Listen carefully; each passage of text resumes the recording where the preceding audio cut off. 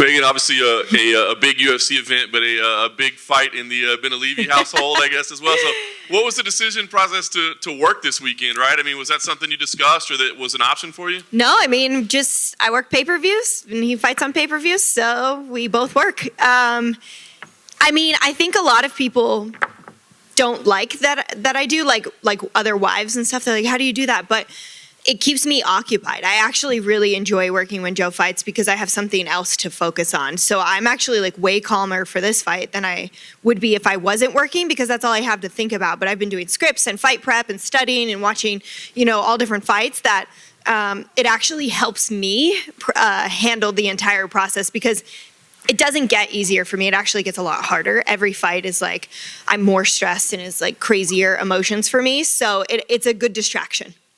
You're uniquely positioned to talk about it because you're a professional broadcaster and it's your loved one in there, right? I mean, how difficult is it? Because I don't think people necessarily understand how difficult it is to watch a loved one in there. Like, as much as we all love this sport, how difficult it is. So, I mean, what is that process like?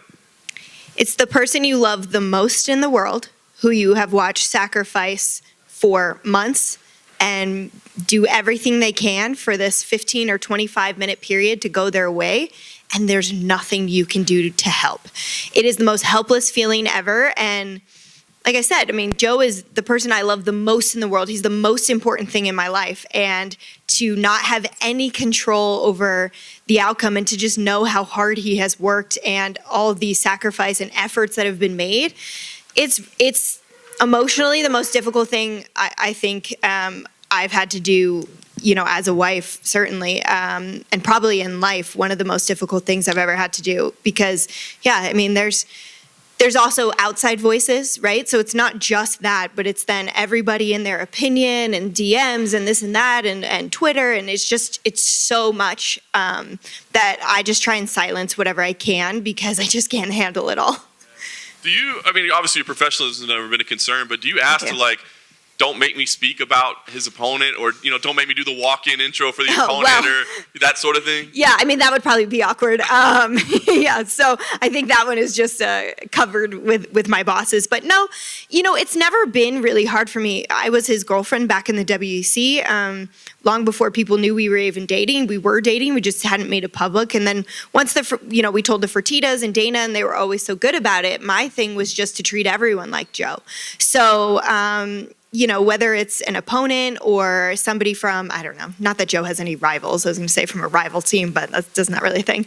But it's just about the way I approach things is that Joe's on the other side. Whether it's actually Joseph or not, I want their loved ones to feel that I gave them the respect I want my own husband to get when he's in that position, or when they're speaking about him, whatever it may be. So it's very important to me that even though, for instance, the pay-per-view in December, sure, it wasn't like necessarily the people I would pick to speak about, Figueiredo or whatever it may be, but I still want to pay him the respects and be the most professional I can be and recognize his achievements and speak to him again as if it was situations were reversed.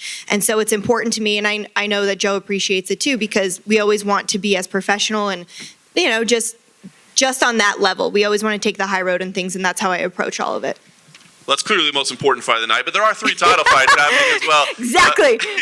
Just curious, 3 title fights, each of them has such an interesting story, right? There's so much differences between them. Out of the 3, is there one that like just most captures your imagination or attention? Yeah, I think seeing that face-off with the bantamweights, I was like, oh man, this has even more heat than maybe we recognized, but I am thrilled for this main event. I really am.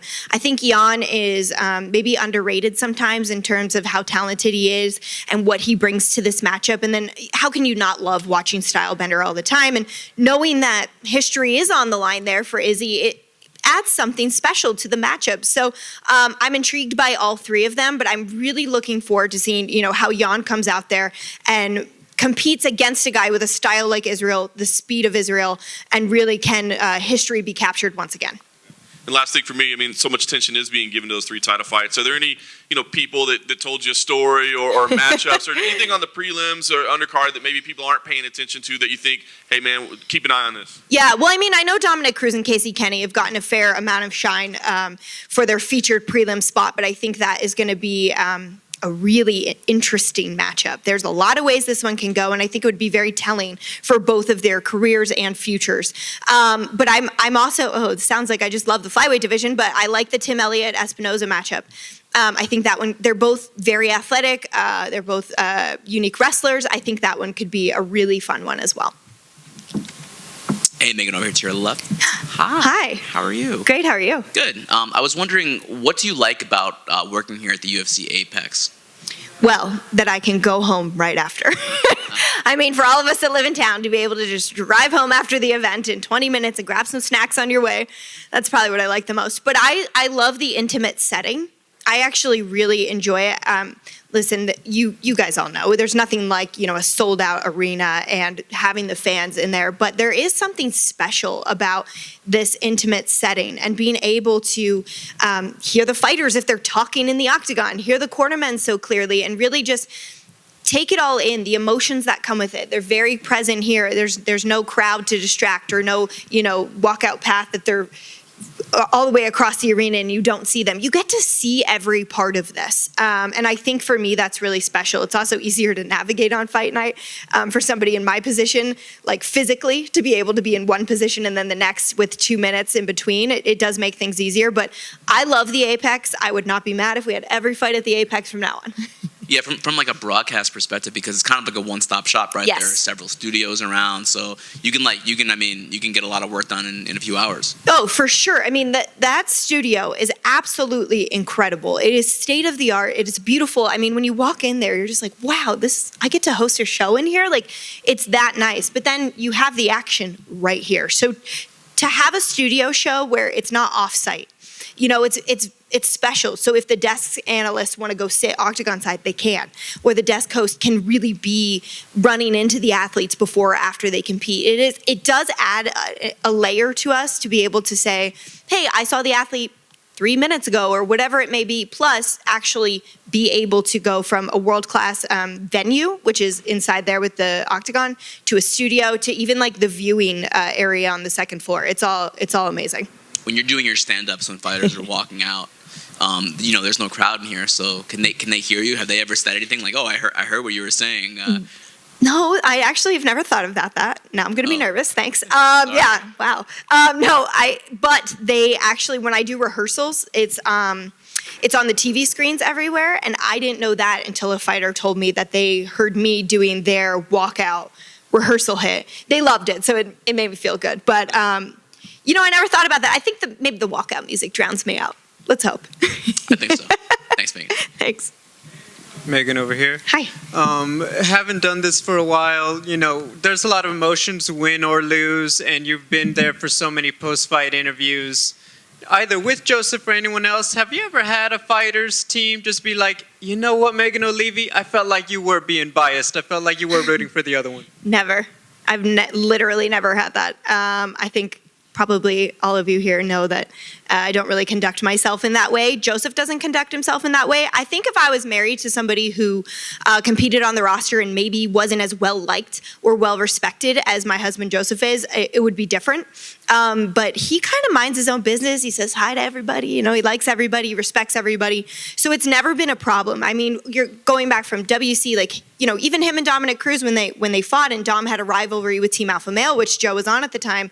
He and Joe were super cool, and they always have been since then. And I think it just is a difference maker that, I handle myself professionally, but also that Joseph does as well. I think a lot of fans have always wondered, what is that moment like when Joseph has fought, you're working the event, and let's say, for example, Demetrius Johnson, he just beat Joe, and you talk to him. Just what's that experience kind of like? What's that interaction? Well, I mean, it's one I don't like to think about, but I haven't actually had to do that. I've never had to be in that position. So, I mean, I'm trying to think. I mean, every time I work and Joe fights, he wins. So it's been, I've never had to be in a position where someone just beat him and I had to do a post-fight. So I hope that does not happen on Saturday either. Gotcha. Thank you. Yeah, thanks.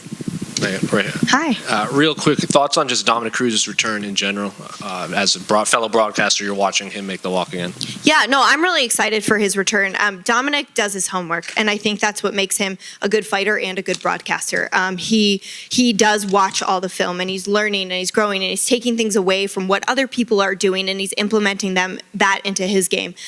I'm excited to see how he returns. I actually really like that position on the card for him because I feel like, it's ESPN, it's a huge platform, but without the added pressure of having to be, and I don't know if Dominick feels this way, but, to not have to have the, a title on the line or, kick off the pay-per-view, right, or whatever it may be. I think it's a lower pressure scenario, which all he has done is fought for a belt for, God, how many years now? So I think it's a great position, and it allows for a lot of different things that maybe a main event or a title fight wouldn't.